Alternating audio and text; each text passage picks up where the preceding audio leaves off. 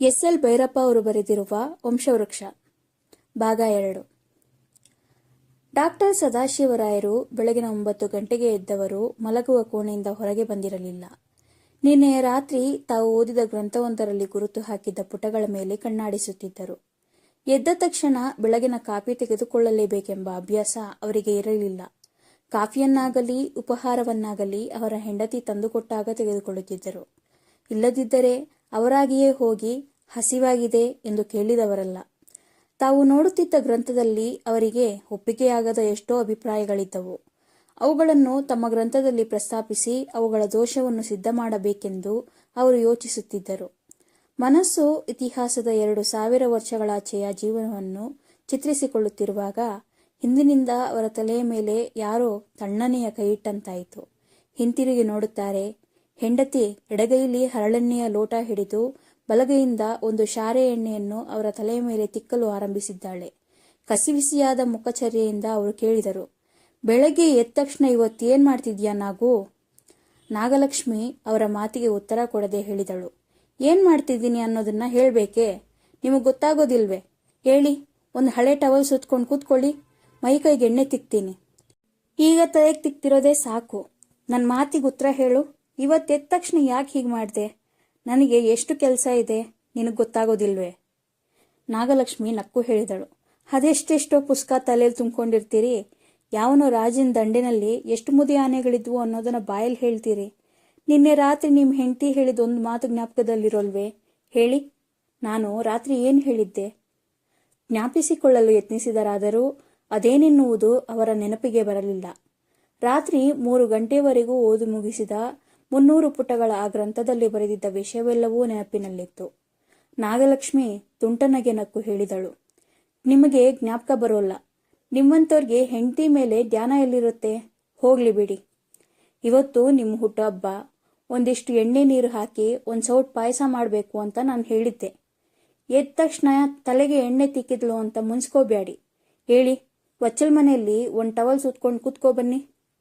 ಬಚ್ಚಲು ಮನೆಯಲ್ಲಿ ಗಂಡನ ಬೆನ್ನಿಗೆ ಎಣ್ಣೆ ತಿಕ್ಕುತ್ತಾ ನಾಗಲಕ್ಷ್ಮಿ ಹೇಳಿದಳು, ತಲೆ ಬಾಚ್ಕೊಳ್ಳೋವಾಗ್ಲೂ ನೀವು ಸರಿಯಾಗಿ ಕನ್ನಡಿ ನೋಡಲ್ಲ. ನಿಮ್ಮ ತಲೆ ನೋಡ್ಕೊಂಡಿದ್ದೀರಾ? ಪೂರ್ತಿ ಬಿಳಿ ಕೂದಲು ತುಂಬಿಕೊಂಡಿದೆ. ಇವತ್ತಿಗೆ ನಿಮಗೆ 34 ತುಂಬಿತು. ಈ ವಯಸ್ಸಿಗೆ ಇಷ್ಟೊಂದು ಮುಖ ಬರಬೇಕೇ? ಹೋಗ್ಲಿ, ನಿಮ್ಮ ಹೆಂಡತಿ ವಯಸ್ಸು ಎಷ್ಟು ಹೇಳಿ? ರಾಯರಿಗೆ ನಗು ಬಂತು. ಅದೆಷ್ಟಿದ್ರೂ 35ಕ್ಕಿಂತ ಕಮ್ಮಿ. ತುಂಬ ಜಾಣರು ನೀವು. ಹೆಂಡತಿ ಮೇಲೆ ಧ್ಯಾನವಿಲ್ಲದವ್ರಿಗೆ ಅವಳ ವಯಸ್ಸಿನ ಮೇಲೆ ಧ್ಯಾನ ಇರುತ್ತೆ. ರಾಜನ್ಗಿಂತ ನಾನು 2 ತಿಂಗಳು ದೊಡ್ಡವಳು. ಅವನಿಗೆ ಈಗ 15 ದಿನದಲ್ಲಿ 24 ತುಂಬಿತ್ತು. ಹಾಗಾದ್ರೆ ಈಗ ನನಗೆಷ್ಟು ವಯಸ್ಸು ಹೇಳಿ? ರಾಜನ್ಗಿಂತ 2 ತಿಂಗಳು ಹೆಚ್ಚು. ನಿಮ್ಮ ಜಾಣತನ ಇರಲಿ. ನಿಮಗಿಂತ ನಾನು ಎಷ್ಟು ವರ್ಷ ಚಿಕ್ಕವಳು ಹೇಳಿ? ನನಗಿಂತ ರಾಜ ಎಷ್ಟು ವರ್ಷಕ್ಕೆ ಚಿಕ್ಕವನೋ, ನೀನು ಅದಕ್ಕಿಂತ 2 ತಿಂಗಳು ಕಡಿಮೆ ಚಿಕ್ಕವಳು. ಗಂಡನ ಮೂಗನ್ನು ತನ್ನ ಎಣ್ಣೆ ಕೈಯಿಂದ ಹಿಡಿದು ಲಘುವಾಗಿ ಎಳೆದು ನಾಗಲಕ್ಷ್ಮಿ ಹೇಳಿದಳು, ಇಷ್ಟನ್ನೂ ಸರಿಯಾಗಿ ಹೇಳ್ದಿದ್ರೆ ನಾನು ನಿಮ್ಮನ್ನು ಸುಮ್ಮನೆ ಬಿಡೋಲ್ಲ. ಎಣ್ಣೆ ಸ್ವಲ್ಪ ನೆನ್ನಿಲ್ಲಿ, ಹಾಗೆ ಮೈ ತಿಕ್ಕೋತಾ ಇರಿ. ನಿಮಗೆ ಕಾಫಿ ಕೊಟ್ಟು ಬೇಳೆ ಬೇಯಿ ಹಾಕ್ತೀನಿ. ಇವತ್ತು ನೀವು ನೀರು ಹಾಕ್ಕೊಂಡು ದೇವ್ರಿಗೆ ನಮಸ್ಕಾರ ಮಾಡೋ ತನಕ ತಿನ್ನೋಕೇನು ಕೊಡಲ್ಲ. ನಾಗಲಕ್ಷ್ಮಿ ಅಡುಗೆ ಮನೆಗೆ ಹೋದಳು. ಅವಳು ನಿನ್ನೆ ರಾತ್ರಿಯೇ ಮನೆಯನ್ನೆಲ್ಲ ಸಾರಿಸಿ ರಂಗವಲ್ಲಿ ಹಾಕಿದ್ದಳು. ದೇವರ ಗೂಡನ್ನು ಸ್ವಚ್ಛಪಡಿಸಿ ಪೂಜೆಗೆ ಅಣಿ ಮಾಡಿದ್ದಳು. ಈಗ ಬೇಗ ಅಡುಗೆ ಮಾಡುವುದಷ್ಟೇ ಉಳಿದಿತ್ತು.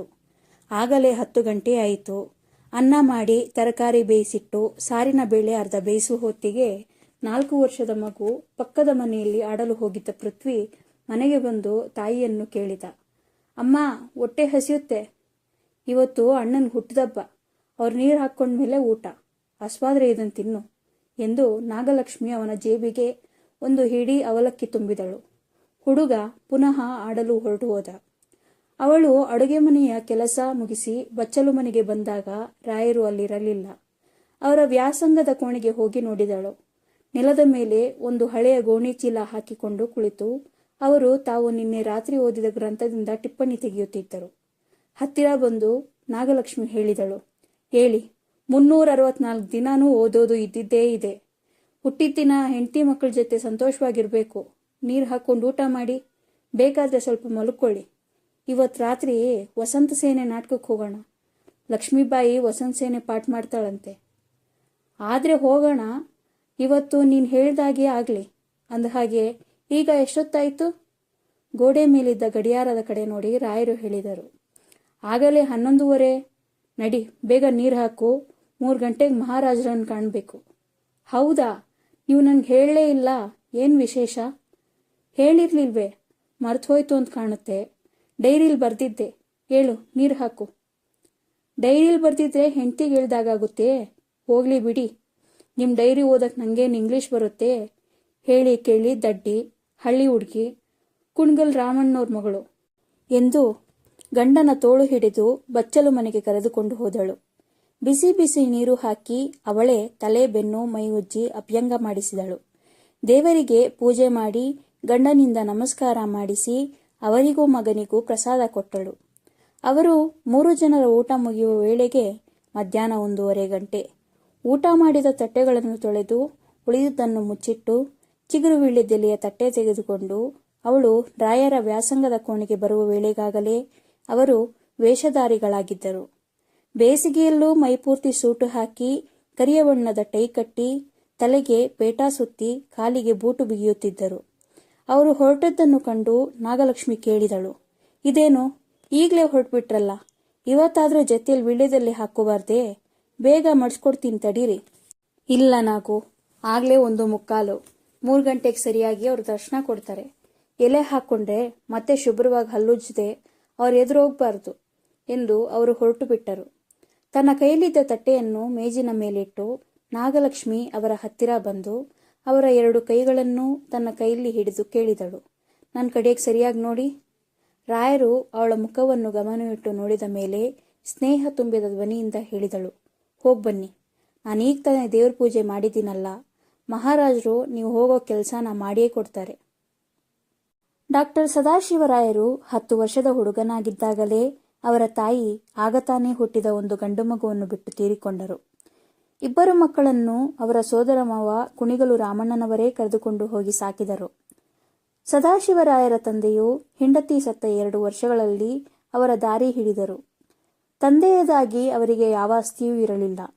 ಸದಾಶಿವರಾಯರು ತಮ್ಮ ಸೋದರ ಮಾವನ ಮಗಳು ನಾಗಲಕ್ಷ್ಮಿಗಿಂತ 10 ವರ್ಷಕ್ಕೆ ದೊಡ್ಡವರು.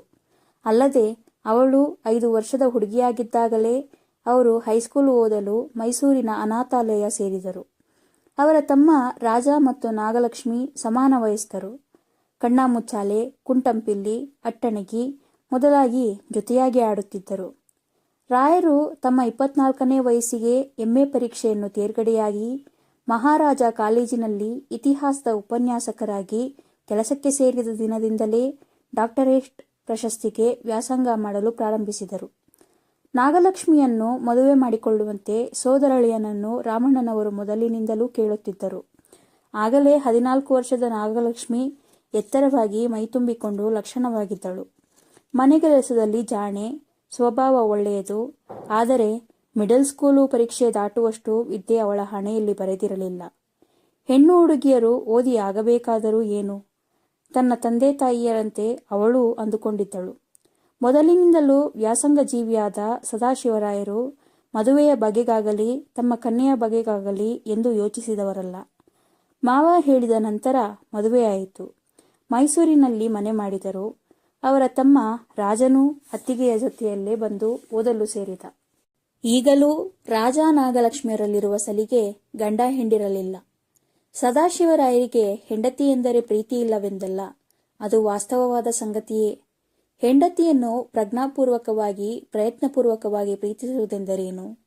ತಮ್ಮ ಓದು ಬರಹ ಸಂಶೋಧನೆಗಳಲ್ಲೇ ಅವರು ಮುಳುಗಿರುತ್ತಿದ್ದರು. ಮದುವೆಯಾದ 6 ವರ್ಷದ ಮೇಲೆ ಅವರ ಮಗ ಪೃಥ್ವಿ ಹುಟ್ಟಿದ. ಈಗ 4 ವರ್ಷದಲ್ಲಿ ರಾಮಣ್ಣನವರು ತೀರಿಕೊಂಡರು. ಅವರ ಹೆಂಡತಿ 1 ವರ್ಷದಲ್ಲಿ ಗಂಡನನ್ನು ಹಿಂಬಾಲಿಸಿದರು. ಊರಿನಲ್ಲಿರುವ ಜಮೀನನ್ನು ನಾಗಲಕ್ಷ್ಮಿಯ ತಮ್ಮ ಅವನ ಹೆಂಡತಿ ನೋಡಿಕೊಂಡಿದ್ದಾರೆ. ಇಂಗ್ಲಿಷ್ ಸಾಹಿತ್ಯದಲ್ಲಿ MA ಪಾಸು ಮಾಡಿ ಅದೇ ಕಾಲೇಜಿನಲ್ಲಿ ಉಪನ್ಯಾಸಕನಾಗಿ ಕೆಲಸ ಮಾಡಿದ ಮೇಲೆ ರಾಜನಿಗೆ ಇಂಗ್ಲೆಂಡಿಗೆ ಹೋಗಿ ಓದಿ ಬರುವ ಒಂದು ವಿದ್ಯಾರ್ಥಿ ವೇತನ ದೊರಕಿತು.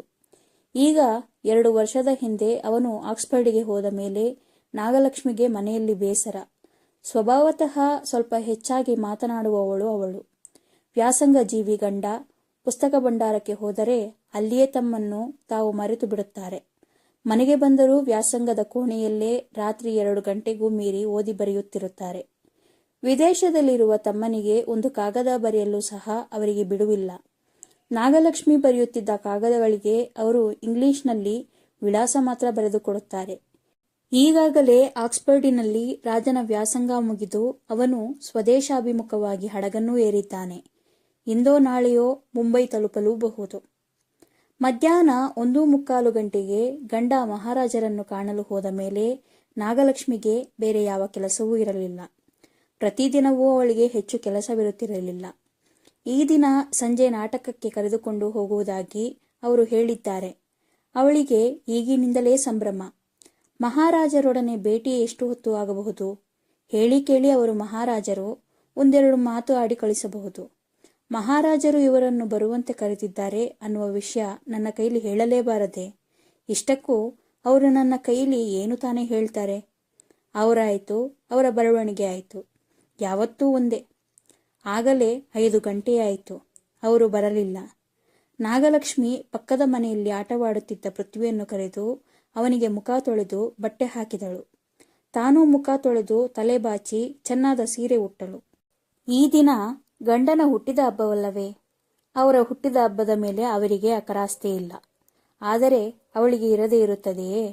ಅಮ್ಮ, ಅಣ್ಣ ಇನ್ನೂ ಬರಲಿಲ್ಲ, ನಾಟಕ ಇಲ್ವಾ ಎಂದು ಕೇಳಿದ ಮಗುವಿಗೆ, ಇನ್ನೇನು ಬರ್ತಾರೆ ತಡಿ ಎಂದು ಹೇಳಿ ಅವಳು ದಾರಿ ಕಾದಳು. 6 ಗಂಟೆ ಹೊಳೆದರೂ ಅವರು ಬರಲಿಲ್ಲ. ಹೋಗಿ ಬಾಗಿಲಲ್ಲಿ ನಿಂತಳು. 10 ನಿಮಿಷದಲ್ಲಿ ಅವರ ಬದಲು ಒಬ್ಬ ಅಂಚೆಯ ಪ್ಯಾದೆ ಬಂದು ಅವಳ ರುಜುವು ಪಡೆದು ಒಂದು ಲಕೋಟೆ ಕೊಟ್ಟು ಹೋದ. ಒಳಗೆ ಬರೆದಿದ್ದುದು 3 ಶಬ್ದಗಳ ತಂತಿ. ಕೆಳಗಿದ್ದ ಹೆಸರು ರಾಜ ಎಂಬುದು ಅವಳಿಗೆ ತಿಳಿಯಿತು. ಮೇಲೆ ಬರೆದಿದ್ದ ಮಂಗಳವಾರ ಸಂಜೆ ತಲುಪುತ್ತೇನೆ ಎಂಬ ಇಂಗ್ಲಿಷ್ ಬರಹವು ಅವಳಿಗೆ ಅರ್ಥವಾಯಿತಾದರೂ ತಾನು ಅರ್ಥ ಮಾಡಿಕೊಂಡಿದ್ದು ಸರಿಯೇ ಎಂಬುದರಲ್ಲಿ ಅವಳಿಗೆ ವಿಶ್ವಾಸವಿಲ್ಲ. ಇದೆಲ್ಲಕ್ಕೂ ಯಾರನ್ನು ಕೇಳುವುದು? ಕಾಗದ ಮಾತ್ರ ಕನ್ನಡದಲ್ಲಿ ಬರೆಯುತ್ತಿದ್ದ ರಾಜ ಟೆಲಿಗ್ರಾಮನ್ನು ಏಕೆ ಇಂಗ್ಲಿಷಲ್ಲಿ ಬರೆದಿದ್ದಾನೆ? ನನಗೆ ಇಂಗ್ಲಿಷ್ ಬರುವುದಿಲ್ಲ ಅಂತ ಅವನೂ ತಮಾಷೆ ಮಾಡಬೇಕೆ? ಬರ್ಲಿ, ಅವನನ್ನು ಚೆನ್ನಾಗಿ ಬೈತೀನಿ ಎಂದು ತೀರ್ಮಾನಿಸಿಕೊಂಡಳು. ರಾತ್ರಿ 8 ಗಂಟೆಗೆ ರಾಯರು ಮನೆಗೆ ಬಂದಾಗ ತಂತಿಯನ್ನು ನೋಡಿ ಹೇಳಿದರು, ನಾಳೆ ಸಂಜೆ ರಾಜ ಬರ್ತಾನೆ. ಹಾಗಾದರೆ ನಾನು ಅರ್ಥ ಮಾಡ್ಕೊಂಡಿದ್ದು ಸರಿಯಲ್ವೇ ಎಂದಳು ನಾಗಲಕ್ಷ್ಮಿ ಅಭಿಮಾನದಿಂದ. ಹೌದು, ನೀನು ಜಾಣೆ. ರಾಜ ಬಂದಮೇಲೆ ಅವನ ಕೈಲಿ ಹೇಳಿಸ್ಕೊಂಡು ಇನ್ಮೇಲಾದರೂ ಚೆನ್ನಾಗಿ ಇಂಗ್ಲೀಷ್ ಕಲ್ತ್ಕೊ, ನಂಗಾದರೂ ಸಹಾಯ ಮಾಡುವಂತೆ. ನಾನು ಕಲಿತು ನಿಮ್ಗೆ ಸಹಾಯ ಮಾಡೋದೊಂದು ಉಳಿದಿದೆ. ನನ್ನ ಹಣೆಯಲ್ಲಿ ವಿದ್ಯೆ ಬರೆದಿಲ್ಲ ಅನ್ನೋದು ನಂಗೆ ಚೆನ್ನಾಗಿ ಗೊತ್ತು. ಅದೋಗ್ಲಿ, ಇವತ್ತು ನಾಟಕ ಅಂತೂ ಹೋಯ್ತು. ನಾಳೆ ರಾಜ ಬರ್ತಾನಲ್ಲ, ನಾಡಿದ್ದೆಲ್ಲರೂ ಹೋಗೋಣ. ಮಹಾರಾಜ ಏನಂದ್ರು? ಅವ್ರಿಗೆ ನಾನು ಈ ಪುಸ್ತಕನ ಮೊದಲೇ ಕಳಿಸಿದ್ದೆ. ಅವರು ಅದನ್ನು ಓದಿದ್ದಾರೆ, ತುಂಬ ಮೆಚ್ಚುಗೆ ಆಯ್ತಂತೆ. ಮುಂದಿನ ದೊಡ್ಡ ಗ್ರಂಥಕ್ಕೆ ಸಾಧ್ಯವಾದ ಎಲ್ಲ ಸಹಾಯನೂ ಮಾಡ್ತೀವಿ ಅಂತ ಅಪ್ಪಣೆ ಕೊಡಿಸಿದ್ರು. ನೀವು ಈ ವಿಷಯಕ್ಕೆ ಅವ್ರನ್ನ ಕಾಣೋಕೆ ಹೋಗಿದ್ರಾ? ನನಗೆ ಹೇಳಿಯೇ ಇರಲಿಲ್ಲ. ಯಾವುದೋ ಯೋಚನೆಯಲ್ಲಿ ಮರ್ತಿದ್ದೆ. ಈಗ ಹೊತ್ತಾಯ್ತು, ಮಗುಗೆ ಹಸುವಾಗಿರ್ಬೋದು ನೋಡು. ನಾಗಲಕ್ಷ್ಮಿ ಮಗುವನ್ನು ಕರೆದುಕೊಂಡು ಅಡುಗೆ ಮನೆಗೆ ಹೋದಳು. ತಮ್ಮನನ್ನು ಎದುರುಗೊಳ್ಳಲು ಸದಾಶಿವರಾಯರು ರೈಲ್ವೆ ನಿಲ್ದಾಣಕ್ಕೆ ಹೋಗಿದ್ದರು. ಗಾಡಿಯಿಂದ ಇಳಿದ ತಕ್ಷಣ ಅವನು ಅಣ್ಣನಿಗೆ ನಮಸ್ಕಾರ ಮಾಡಿದ. ಮನೆಗೆ ಬಂದ ತಕ್ಷಣ ನಾಗಲಕ್ಷ್ಮಿ ಹೇಳಿದಳು, ನೀನು ಮೊದಲಿಗಿಂತ ಸ್ವಲ್ಪ ಬೆಳಗಾಗಿದ್ಯಾ ಅಷ್ಟೇ, ಆಳು ಇಳ್ದೋಗಿದ್ಯಾ. ಅಲ್ಲಿ ಅಡುಗೆ ಮಾಡಾಕೋಕೆ ನೀನಂತೂ ಇರಲಿಲ್ಲ. ಅಲ್ಲೇ ಒಬ್ಬಳನ್ನ ಮದುವೆ ಮಾಡ್ಕೊಂಡಿದ್ದು ಊಟ ತಿಂಡಿಗೆ ಅನುಕೂಲ ಮಾಡ್ಕೊಳ್ಳೋಣ ಅಂದರೆ ನೀನು ಒಪ್ಕೋ ಇಲ್ವೋ ಅಂತ ಸುಮ್ಮನಾದೆ. ಎಲ್ಲದಕ್ಕೂ ನನ್ನ ಮಾತು ಕೇಳೋನೆ ನೀನು. ಬಾ ಕೂತ್ಕೋ, ನಿಂಬೆಹಣ್ಣಿನ ಪಾನಕ ಕುಡಿ. ರಾಯರನ್ನು ಹುಡುಕಿಕೊಂಡು ಅವರ ಒಬ್ಬರು ಮಿತ್ರರು ಬಂದಿದ್ದರು. ಅವರೊಡನೆ ಮಾತನಾಡುತ್ತಾ ರಾಯರು ತಮ್ಮ ವ್ಯಾಸಂಗದ ಕೋಣೆಯಲ್ಲಿ ಕುಳಿತಿದ್ದರು. ಪೃಥ್ವಿಯು ಚಿಕ್ಕಪ್ಪನನ್ನು ಮರೆತು ಬಿಟ್ಟಿದ್ದ. ರಾಜ ಬರುವ ಮೊದಲು ತಿಕ್ಕಪ್ಪ ತಿಕ್ಕಪ್ಪ ಎಂದು ಬಾಯಿಯಲ್ಲಿ ಹೇಳುತ್ತಿದ್ದವನು ಈಗ ತಕ್ಷಣ ಅವನ ಹತ್ತಿರ ಹೋಗದೆ ದೂರದಲ್ಲಿ ನಿಂತಿದ್ದ. ಪೃಥ್ವಿ 2 ವರ್ಷದವನಾಗಿ ರಾಜ ಇಂಗ್ಲೆಂಡಿಗೆ ಹೋಗುವವರೆಗೂ ಅವನೇ ಮಗುವನ್ನು ಆಡಿಸುತ್ತಿದ್ದ.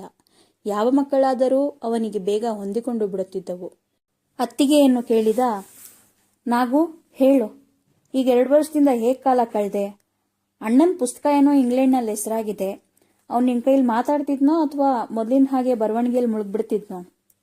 ಅವ್ರ ಸ್ವಭಾವ ಯಾವಾಗಲಾದ್ರೂ ಬದಲಾಗುತ್ತೆಯೇ ಎಂದು ಅವಳು ಒಲೆ ಊರಿ ಸಣ್ಣಗೆ ಮಾಡಿದಳು. ಆದರೂ ಮನೇಲಿ ಹೆಂಡತಿ ಒಬ್ಬಳೇ ಇರುವಾಗ ಒಂದೊಂದು ಸಲವಾದರೂ ಹರಟೆ ಹೊಡಿದೆ ಇರೋಕ್ಕೆ ಅವನಿಗೆ ಬೇಜಾರಾಗೋಲ್ವೇ? ಹಾಗಂತ ಅವ್ರನ್ನೇ ಕೇಳು. ಈಗ ನೀನು ಹೇಳು, ಅಲ್ಲೇನೇನು ಮಾಡಿದೆ?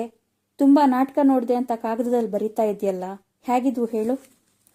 ರಾಜನ ವಿಶೇಷ ಆಸ್ತಿ ಇದ್ದುದು ನಾಟಕದ ಕಡೆಗೆ. ನಾಟಕ ರಂಗದ ಕಡೆಗೆ. ಅವನು ಆಕ್ಸ್ಫರ್ಡಿನಲ್ಲಿ BA ಓದಿದನಾದರೂ ತನಗೆ ಇದ್ದಷ್ಟು ಅವಕಾಶದಲ್ಲಿಯೇ ಇಂಗ್ಲಿಷ್ ನಾಟಕ, ನೃತ್ಯಕೂಟಗಳು ಮೊದಲಾದವನ್ನು ಸಾಧ್ಯವಿದ್ದ ಮಟ್ಟಿಗೂ ನೋಡಿದ್ದ. ಪ್ರಸಿದ್ಧವಾದ ಕೆಲವು ರಂಗನಟರೊಡನೆ ವೈಯಕ್ತಿಕ ಪರಿಚಯ ಬೆಳೆಸಿಕೊಂಡಿದ್ದ. ಅವರು ಬಣ್ಣ ಹಾಕುವ ಸುಧಾರಿಸಿದ ಸಾಧನಗಳಿಂದ ಹಿಡಿದು ಯಂತ್ರಗಳಿಂದ ಅಳವಡಿತವಾದ ರಂಗಸಜ್ಜಿಕೆಗಳನ್ನು ತಿಳಿದುಕೊಂಡಿದ್ದ. ಅವುಗಳ ಬಗೆಗೆ ಹೇಳಲು ಪ್ರಾರಂಭಿಸಿದ. ಅವೆಲ್ಲವೂ ಅವಳಿಗೆ ತಿಳಿಯುತ್ತಿತ್ತು ಎಂದಲ್ಲ, ಆದರೆ ಅವಳಿಗೆ ಯಾರಾದರೂ ಮಾತನಾಡುತ್ತಿದ್ದರೆ ಅದು ತನಗೆ ಪೂರ್ತಿ ತಿಳಿಯದಿದ್ದರೂ ಕೇಳುವ ಆಸೆ. ರಾಜನೂ ಮಾತುಗಾರ, ಹೀಗಾಗಿ ಅವರಿಬ್ಬರಿಗೂ ಹೊಂದುತ್ತಿತ್ತು. ನಾಗಲಕ್ಷ್ಮಿ ಹೇಳಿದಳು, ಈ ಊರಿಗೆ SSS ನಾಟಕ ಕಂಪನಿ ಬಂದಿದೆ. 15 ದಿನದಿಂದ ವಸಂತ ಸೇನೆ ಆಡ್ತಿದ್ದಾರೆ. ಊರ್ಗೂರೇ ನೋಡ್ಕೊಂಡು ಬರ್ತಾ ಇದೆ. ಲಕ್ಷ್ಮೀಬಾಯಿ ತುಂಬಾ ಚೆನ್ನಾಗಿ ಪಾಠ ಮಾಡ್ತಾಳಂತೆ. ನಿನ್ನೆ ನಾವಿಬ್ರು ಹೊರಟಿದ್ವಿ. ಅಷ್ಟ್ರಲ್ಲಿ ನಿನ್ ಟೆಲಿಗ್ರಾಮ್ ಬಂತು. ನಾಳೆ ನೀನು ಸೇರಿ ಹೋಗೋಣ ಅಂತ ಸುಮ್ಮನಾದ್ವಿ. ರಾಜ ನಕ್ಕು ಹೇಳಿದ, ನಾಗು, ನೀನ್ ಸುಳ್ಳು ಹೇಳ್ತೀಯ. ಆಗ್ಲೇ ಹೇಳ್ದೆ ಅವ್ರು ನನ್ನ ಕೈಲಿ ಮಾತೇ ಆಡೋಲ್ಲ ಅಂತ. ನಿನ್ನೆ ನಾಟಕಕ್ಕೆ ಹೊರಟಿದ್ವು ಅಂತ ಈಗ ಹೇಳ್ತೀಯಾ? ಇಲ್ಲಪ್ಪ, ನಿನ್ನೆ ಅವ್ರು ಹುಟ್ಟಿದಬ್ಬ. ನಾನೇ ಇವತ್ತು ನಾಟಕಕ್ಕೆ ಹೋಗೋಣ ಅಂತ ಬಲವಂತ ಮಾಡಿದೆ. ಸಾಯಂಕಾಲದ ಹೊತ್ತಿಗೆ ಬರ್ತೀನಂತ ಹೇಳಿ ಮಹಾರಾಜರನ್ನ ನೋಡಕ್ ಹೋದವರು ರಾತ್ರಿ 8 ಗಂಟೆಗೆ ಬಂದ್ರು. ಅಷ್ಟರಲ್ಲಿ ನಿನ್ ಟೆಲಿಗ್ರಾಮ್ ಬಂತಿತ್ತು. ಬಂದ ಅತಿಥಿಗಳನ್ನು ಕಳಿಸಿಕೊಟ್ಟು ರಾಯರು ಒಳಕ್ಕೆ ಬಂದರು. ಬಂದ ತಕ್ಷಣ ಏನು ಮಾತನಾಡಬೇಕೆನ್ನುವುದು ತಿಳಿಯದೆ ಅವರು ತಮ್ಮನನ್ನು ನೋಡಿ ಹೇಳಿದರು, ಇಂಗ್ಲೆಂಡಿನ ಹವಾ ಒಳ್ಳೇದು. ನಿನ್ ಮೊದಲಿಗಿಂತ ಚೆನ್ನಾಗಾಗಿದ್ಯಾ. ರಾಜ ನಗುತ್ತಾ ಉತ್ತರ ಕೊಟ್ಟ, ತುಂಬಾ ಇಳ್ದೋಗಿದ್ದೀನಿ ಅಂತ ಈಗ ತಾನೇ ನಾಗು ಹೇಳಿದ್ಲು. ಮೊದಲಿಗಿಂತ ಚೆನ್ನಾಗಾಗಿದ್ಯಾ ಅಂತ ನೀನ್ ಹೇಳ್ತೀಯ. ನಿಮ್ಮಿಬ್ರಲ್ಲಿ ಯಾರು ಸರಿ? ನಾನ್ ಹೇಳಿದ್ದೆ ಸರಿ. ನಾಗಲಕ್ಷ್ಮಿ ನಡುವೆಯೇ ಬಾಯಿ ಹಾಕಿದಳು. ಹೌದು, ರಾಯರು ಒಪ್ಪಿಕೊಂಡರು. ಊಟ ಮಾಡುವಾಗ ಅವರು ಕೇಳಿದರು, ನನ್ನ ಪುಸ್ತಕ ನೋಡಿದ್ಯಾ? ನೋಡಿದ್ ಮಾತ್ರ ಅಲ್ಲ, ಅದರ ವಿಮರ್ಶೆಗಳನ್ನು ನೋಡಿದೆ. ಈ ಪುಸ್ತಕ ಬರೆದೋರ್ ತಮ್ಮ ಅಂತ ತಿಳಿದ್ಮೇಲೆ ಆಕ್ಸ್ಫರ್ಡಿನ ಹಿಸ್ಟ್ರಿ ಪ್ರೊಫೆಸರ್ಗಳ ಪರಿಚಯವೂ ನನಗೆ ಆಯಿತು. ಮುಂದೆ ಬಾರಿ ಪುಸ್ತಕ ಬರೀಬೇಕು ಅಂತ ಪ್ಲಾನ್ ಇದೆಯಂತೆ. ಯಾವುದದು? ನಿನಗ್ಯಾರು ಹೇಳಿದ್ರು? ಮಾತ್ರೋ Shri Nagalakshmi and company bulletin ಕಳಿಸಿದ್ರು. ಹೌದು, ದೊಡ್ಡ ಯೋಜನೆ ಏನೋ ಇದೆ. ನಂಜನಗೂಡು ಶ್ರೀನಿವಾಸ ಶ್ರೋತ್ರಿಯರು ಆಶೀರ್ವಾದ ಮಾಡಿ 1,000 ರೂಪಾಯಿ ಕೊಟ್ಟಿದ್ದಾರೆ. ನಿನ್ನೆ ಮಹಾರಾಜರನ್ನು ಕಂಡು ಕಷ್ಟ ಸುಖ ಹೇಳ್ಕೊಂಡೆ. ಸಹಾಯ ಮಾಡೋದಾಗಿ ಹೇಳಿದ್ರು. ಯೂನಿವರ್ಸಿಟಿ ಅಧಿಕಾರಿಗಳಿಗೆ ಈಗ 6 ತಿಂಗಳಿನಿಂದ ಅರ್ಜಿ ಬರೀತಿದ್ದೀನಿ. ಒಂದ್ಸಲ ವೈಸ್ ಚಾನ್ಸಲರನ್ನು ಕಂಡಿದ್ದೆ. ನೀನೊಬ್ಬ ಲೆಕ್ಚರರ್, ಪಾಠ ಹೇಳೋದು ನಿನ್ನ ಕೂಲಿಗೆ ತಕ್ಕ ಕೆಲಸ. ನಿನ್ನ ಬರವಣಿಗೆ ಕಟ್ಕೊಂಡು ನಮಗೇನು ಅನ್ನೋ ಅರ್ಥದಲ್ಲಿ ಅವ್ರು ಮಾತಾಡಿದರು. ಸಂಶೋಧನೆಗೆ ಅಂತ ಪ್ರವಾಸ ಮಾಡಬೇಕು, ಹಣದ ಸಹಾಯವಂತೂ ಇಲ್ಲ, ಬೇಕಾದ ರಜಾ ಸಹ ಕೊಡೋದಿಲ್ಲ. ಮಹಾರಾಜರಿಂದ ಸಹಾಯವಾಗ್ಬೋದು. ವಿದ್ವಾಂಸರಿಗೆ, ಸಂಶೋಧಕರಿಗೆ ಪಾಶ್ಚಿಮಾತ್ಯ ವಿಶ್ವವಿದ್ಯಾನಿಲಯಗಳಲ್ಲಿ ಕೊಡುವ ಪ್ರೋತ್ಸಾಹವನ್ನು ನೆನೆಸಿಕೊಂಡು ರಾಜ ಹೇಳಿದ, ಈ ದೇಶದ ಯೂನಿವರ್ಸಿಟಿಗಳ ಸ್ಥಿತಿಯಿಂದಲೇ ನಮ್ಮ ದೇಶದ ಎಷ್ಟೋ ಜನ ವಿದ್ವಾಂಸರು ಪಶ್ಚಿಮ ದೇಶಗಳನ್ನ ಸೇರ್ತಾ ಇದ್ದಾರೆ. ನೀನೀಗ ಬರೆದಿರೋ ಪುಸ್ತಕನೇ ಸಾಕು. ಆಕ್ಸ್ಫರ್ಡಿಗೋ ಕೇಂಬ್ರಿಡ್ಜಿಗೋ ನಿನ್ನ ಹೊಸ ಗ್ರಂಥದ ಯೋಜನೆ ಒಪ್ಪಿಸಿದ್ರೆ ನಿನ್ನ ಈಗಿನ ಪುಸ್ತಕದ ಆಧಾರದ ಮೇಲೆ ನಿನಗೆ ಬೇಕಾದ ಸಹಾಯ ಮಾಡ್ಯಾರು. ಹಿಂದೂಸ್ತಾನದ ಇತಿಹಾಸ ಬರೆಯೋರಿಗೆ ಇಲ್ಲಿಗಿಂತ ಹೆಚ್ಚು ವಿಷಯವೂ ಸಂಶೋಧನಾ ಸೌಲಭ್ಯವೂ ಇಂಗ್ಲೆಂಡಿನಲ್ಲಿ ಸಿಗುತ್ತೆ. ನಾಗಲಕ್ಷ್ಮಿ ನಡುವೆ ಹೇಳಿದಳು, ಇವರು ಇಂಗ್ಲೆಂಡ್ಗೆ ಹೋದ್ರೆ ಸಂಸಾರನೇ ಮರೆತು ಅಲ್ಲೇ ಇದ್ಬಿಟ್ಟಾರು. ನೀನೇನು ಹೆದರ್ಕೋಬೇಡ. ಅವರು ಇಂಥ ವಿದ್ವಾಂಸರು ಹೋದ್ರೆ ಅವ್ರ ಹೆಂಡತಿಗೂ ಇರೋ ಅನುಕೂಲ ಮಾಡಿಕೊಡ್ತಾರೆ. ಅಲ್ಲದೆ ನಿನ್ನ ಬಿಟ್ಟೋಗಿ ಅಣ್ಣ ಅಲ್ಲಿ ಊಟಕ್ಕೇನು ಮಾಡ್ಯಾನೋ? ನಿನ್ನ ಕೈ ಸಾರನ್ ಬಿಟ್ಟು ಅವನು ಒಪ್ಪತ್ತು ಊಟ ಮಾಡಲ್ಲ. ಹೋಗ್ಲಿ, ಮಜ್ಜಿಗೆ ಅನ್ನಕ್ಕೆ ಸ್ವಲ್ಪ ಸಾರಿನ ಚರಟ್ ಬಿಡಿಸು. ನಿನ್ನ ಮಾತೇ ಸಾಕು ಯಾರನ್ನಾದ್ರೂ ಮರಳು ಮಾಡಕ್ಕೆ ಎನ್ನುತ್ತಾ ಅವಳು ಸೌಟನ್ನು ಕೈಗೆ ತೆಗೆದುಕೊಂಡಳು. ರಾಯರ ಮನಸ್ಸು ಜಗತ್ಪ್ರಸಿದ್ಧವಾದ ಬ್ರಿಟಿಷ್ ಮ್ಯೂಸಿಯಂ, ಗ್ರಂಥಾಲಯ, ಐರೋಪ್ಯ ವಿಶ್ವವಿದ್ಯಾನಿಲಯಗಳನ್ನು ಕುರಿತು ಯೋಚಿಸುತ್ತಿತ್ತು. ಒಂದು ದಿನದಲ್ಲಿಯೇ ಪೃಥ್ವಿ ಚಿಕ್ಕಪ್ಪನಿಗೆ ಪುನಃ ಹೊಂದಿಕೊಂಡ. ಮೂವರು ನಾಟಕಕ್ಕೆ ಹೊರಟಾಗ ಅವನು ಚಿಕ್ಕಪ್ಪನ ಕೈ ಹಿಡಿದುಕೊಂಡ. ರಾಯರು ನಾಟಕಕ್ಕೆ ಹೊರಡಲು ಹೆಚ್ಚು ಉತ್ಸಾಹ ತೋರಿಸಲಿಲ್ಲವಾದರೂ ಬೇಡವೆನ್ನಲಿಲ್ಲ. ಚಾಮರಾಜಪುರದಿಂದ ಶಿವರಾಮಪೇಟೆಯವರೆಗೆ ಮೂವರು ನಡೆದೇ ಹೊರಟರು. ಸಂಗೀತ ಸಾಹಿತ್ಯ ಸಾಮ್ರಾಜ್ಯ ಮಂಡಳಿ ಜನರ ಮನಸ್ಸನ್ನು ಸೂರೆಗೊಳ್ಳುತ್ತಿದ್ದ ಆ ಕಾಲದಲ್ಲಿ ವಿದ್ಯಾವಂತ ಅವಿದ್ಯಾವಂತರೆಂಬ ಭೇದವಿಲ್ಲದೆ ಎಲ್ಲರೂ ನಾಟಕಗಳನ್ನು ನೋಡುತ್ತಿದ್ದರು. ನಾಟಕ ರಂಗದ ಹತ್ತಿರ ಹೋಗುವ ವೇಳೆಗಾಗಲೇ ಎಷ್ಟೋ ಜನ ರಾಜನ ಪರಿಚಯಸ್ಥರು ಅವನನ್ನು ನಿಲ್ಲಿಸಿ ಮಾತನಾಡಿಸಿದರು. ಉಭಯ ಕುಶಲೋಪರಿಗಳನ್ನು ವಿಚಾರಿಸಿದರು. ಪತ್ನಿ ಪುತ್ರ ಸಮೇತರಾಗಿ ರಾಯರು ನಾಟಕಕ್ಕೆ ಬಂದಿರುವುದನ್ನು ಕಂಡು ಕೆಲವು ವೃದ್ಧ ಪ್ರೊಫೆಸರರು ಅವರ ಹತ್ತಿರ ಬಂದು ಬ್ಯಾಕ್ ಟು ಲೈಫ್, ಕಂಗ್ರ್ಯಾಚುಲೇಷನ್ಸ್ ಎಂದರು. ಕುರ್ಚಿಯ ಸೀಟಿನಲ್ಲಿ ರಾಯರು, ಅವರ ಎಡಭಾಗಕ್ಕೆ ರಾಜ ಮತ್ತು ಬಲಭಾಗಕ್ಕೆ ನಾಗಲಕ್ಷ್ಮಿ ಕುಳಿತರು. ಪೃಥ್ವಿ ಚಿಕ್ಕಪ್ಪನ ತೊಡೆಯನ್ನೇರಿದ. ರಾಜನ ಬುದ್ಧಿಯು ನಾಟಕ ರಂಗದ ವಿಷಯದಲ್ಲಿ ವ್ಯಾಸಂಗದ ಹಂತವನ್ನು ದಾಟಿ ವಿಮರ್ಶೆಯ ಮಟ್ಟವನ್ನು ಮುಟ್ಟಿತ್ತು. ನಾಟಕ ನೋಡಲು ಬಂದ ಸಂಭ್ರಮವೇನೂ ಅವನಲ್ಲಿ ತುಂಬಿರಲಿಲ್ಲ. ರಾಯರದು ವಿದ್ವಾಂಸನ ಮನಸ್ಸು. ಮೃಚ್ಛಕಟಿಕವನ್ನು ಅವರು ಬಹಳ ಹಿಂದೆ ಐತಿಹಾಸಿಕ ಸಂಶೋಧನೆಯ ದೃಷ್ಟಿಯಿಂದ ಓದಿದ್ದರು. ಈಗ ಪುನಃ ಆ ಕಾಲದ ನಾಗರಿಕತೆ, ಜನಜೀವನ, ಸಾಮಾಜಿಕ ಸ್ಥಿತಿ ಮೊದಲಾದವು ಅವರ ಮನಸ್ಸನ್ನು ತುಂಬಿಕೊಂಡವು. ವಿಸ್ಮಯಪೂರಿತವಾದ ಕುತೂಹಲ ತುಂಬಿದುದು ಇಬ್ಬರನ್ನು ಮಾತ್ರ, ನಾಗಲಕ್ಷ್ಮಿ ಮತ್ತು ಪೃಥ್ವಿ. ಗಂಡನ ಸಂಗಡ ನಾಟಕ ನೋಡಲು ಬಂದಿರುವುದು ಅವಳ ಜೀವನದಲ್ಲಿ ಇದು ಮೊಟ್ಟಮೊದಲ ಸಲ. ಚಿಕ್ಕ ವಯಸ್ಸಿನಲ್ಲಿ ಅವಳು ಕುಣಿಗಲಿನಲ್ಲಿ ಶನಿ ಮಹಾತ್ಮೆ, ದಾನಶೂರಕರ್ಣ ಮೊದಲಾಗಿ ನೋಡಿದ್ದಳು. ಅವು ಹಳ್ಳಿಯವರೇ ಆಡಿದವು. ಈ ಕಂಪನಿಯ ಸುಸಜ್ಜಿತತನವೂ ಕ್ರಮವೂ ಅವುಗಳಲ್ಲಿ ಇರಲಿಲ್ಲ. ಅಲ್ಲದೆ ಈ ನಾಟಕದ ಬಗೆಗೆ ಅವಳು ನೆರೆಹೊರೆಯ ಹೆಂಗಸರಿಂದ ಬಹಳವಾಗಿ ಕೇಳಿಯೂ ಇದ್ದಳು. ಪೃಥ್ವಿಯು ಎದುರಿಗೆ ಕಾಣುವ ಪರದೆಯ ಮೇಲಿನ ಚಿತ್ರಗಳ ಬಗೆಗೆ ಚಿಕ್ಕಪ್ಪನನ್ನು ಕೇಳುತ್ತಿದ್ದ. ಹಾರ್ಮೋನಿಯಂ, ಪಿಟೀಲು, ತಬಲದವರು ಮೊದಲ ಸಲ ರಾಮಜಯತು ಶ್ರೀರಾಮ ಸುನಾಮ ಬಾರಿಸಿದಾಗ ಅವನು ತಲೆಯನ್ನು ಮೇಲೆ ಎತ್ತಿ ಕುತ್ತಿಗೆ ನಿಮಿರಿಸಿ ನೋಡಲು ಪ್ರಾರಂಭಿಸಿದ. ನಾಗಲಕ್ಷ್ಮಿಯ ಮೈ ಸಂಭ್ರಮದಿಂದ ಪುಳಕಿತವಾಯಿತು. ಮೊದಲ ಅಂಕದಲ್ಲಿಯೇ ಚಾರುದತ್ತ ಮತ್ತು ವಿದೂಷಕರು ಕಾಣಿಸಿಕೊಂಡರು. ವಸಂತ ಸೇನೆಯನ್ನು ಅಟ್ಟಿಸಿಕೊಂಡು ಬಂದ ರಾಜ ಭಾವಮೈದುನ ಶಕಾರ ಹೇಳುತ್ತಿದ್ದ. ಎಲೆ ವಸಂತ ಸೇನೆ, ನೀನು ನನ್ನ ಹೃದಯವನ್ನು ಕಾಳ್ಗಿಚ್ಚಿನಂತೆ ಸುಡುತ್ತಿರುವೆ. ರಾತ್ರಿಯ ವೇಳೆ ಮಲಗಿರುವ ನನ್ನ ನಿದ್ರೆಯನ್ನು ಒಡೆದೋಡಿಸುತ್ತಿರುವೆ. ಆದರೆ ಈಗ ಭಯದಿಂದ ಬೀಳುವುದನ್ನೂ ಕಾಣದೆ ಓಡುತ್ತಿರುವೆ. ಈಗ ನೀನು ಕುಂತಿಯು ರಾವಣನ ಕೈಗೆ ಸಿಕ್ಕಿದಂತೆ ನನ್ನ ಕೈಗೆ ಸಿಕ್ಕಿರುವೆ. ಈಗ ನಾನು ನಿನ್ನನ್ನು ವಿಶ್ವಾವಸುವಿನ ತಂಗಿ ಸುಭದ್ರೆಯನ್ನು ಆಂಜನೇಯನು ಅಪಹರಿಸಿದಂತೆ ಹೊತ್ತುಕೊಂಡು ಹೋಗುತ್ತೇನೆ. ಕೊನೆಯ ವಾಕ್ಯಗಳನ್ನು ಕೇಳಿ ಪ್ರೇಕ್ಷಕ ವರ್ಗವೆಲ್ಲವೂ ಗೊಳ್ಳೆಂದು ನಕ್ಕಿತು. ನಾಗಲಕ್ಷ್ಮಿಯು ತುಂಬಿ ಬಂದ ನಗುವಿನಿಂದ ಪಕ್ಕದಲ್ಲಿಯೇ ಇದ್ದ ಗಂಡನ ಕೈ ಮೇಲೆ ತನ್ನ ಕೈಯಿಟ್ಟು ಹೇಳಿದಳು, ನೋಡಿ, ಅವನ್ ರಾಜ ಭಾವಮೈದನಂತೆ, ಅಷ್ಟು ದಡ್ಡ ಅಲ್ವೇ? ರಾಯರ ಇತಿಹಾಸಜ್ಞನ ಮನಸ್ಸು ವಿಚಾರದಲ್ಲಿ ಮುಳುಗಿತ್ತು. ಇತಿಹಾಸದ ಯಾವ ಕಾಲದಲ್ಲೇ ಆಗಲಿ ಅಧಿಕಾರದಲ್ಲಿರುವ ಜನರ ಬಂಧು ಬಳಗದವರಿಗೆ ಅವರು ಎಷ್ಟೇ ದಡ್ಡರಾದರೂ ಪುರಸ್ಕಾರ ಸಿಕ್ಕುತ್ತದೆ. ಪತ್ನಿ ಮತ್ತೊಮ್ಮೆ ಅವರ ಕೈ ಹಿಸುಕಿ, ನೀವು ನಾಟಕ ನೋಡ್ತಾನೆ ಇಲ್ಲ ಎಂದಾಗ ಅವರು, ಇಲ್ಲ, ತುಂಬಾ ಚೆನ್ನಾಗಿದೆ ಎಂದರು. ಶಕಾರ ಹೇಳುತ್ತಿದ್ದ, ಅವಳ ಹಾರದ ಸುಗಂಧವು ನನಗೆ ಕೇಳಿಸುತ್ತದೆ. ಆದರೆ ಕತ್ತಲೆಯಿಂದ ತುಂಬಿದ ನನ್ನ ಮೂಗಿಗೆ ಅವಳ ಆಭರಣಗಳ ಶಬ್ದ ಸ್ಪಷ್ಟವಾಗಿ ಕಾಣಿಸುವುದಿಲ್ಲ. ಮತ್ತೊಮ್ಮೆ ಪ್ರೇಕ್ಷಕರು ನಗೆಯಲ್ಲಿ ಕೊಚ್ಚಿ ಹೋದರು. ಅದರಲ್ಲಿ ನಾಗಲಕ್ಷ್ಮಿಯೂ ಸೇರಿದಳು. ಡಾಕ್ಟರ್ ರಾಯರ ಸಂಶೋಧಕ ಬುದ್ಧಿಗೆ ಹಾಸ್ಯದ ಈ ಪುನರುಕ್ತಿಯಲ್ಲಿ ಹೊಸದೇನೂ ಕಾಣಲಿಲ್ಲ. ನಡುವೆ ಅಂಕ ಮುಗಿದಾಗ ರಾಜ ಅತ್ತಿಗೆಯನ್ನು ಕೇಳಿದ, ಚೆನ್ನಾಗಾಡ್ತಾರೆ ಅಲ್ವೇ? ತುಂಬಾ ಚೆನ್ನಾಗಿದೆ. ಶಕಾರನ ಪಾಠ ಮಾಡೋರು ಯಾರು? ನಾಗೇಂದ್ರ ರಾಯರು ಅಂತ. ಚಾರುದತ್ತನ ಪಾಟು ಸುಬ್ಬಯ್ಯ ನಾಯ್ಡು ಅವರದು. ಎಷ್ಟು ಚೆನ್ನಾಗಾಡ್ತಾರೆ ನೋಡಿ.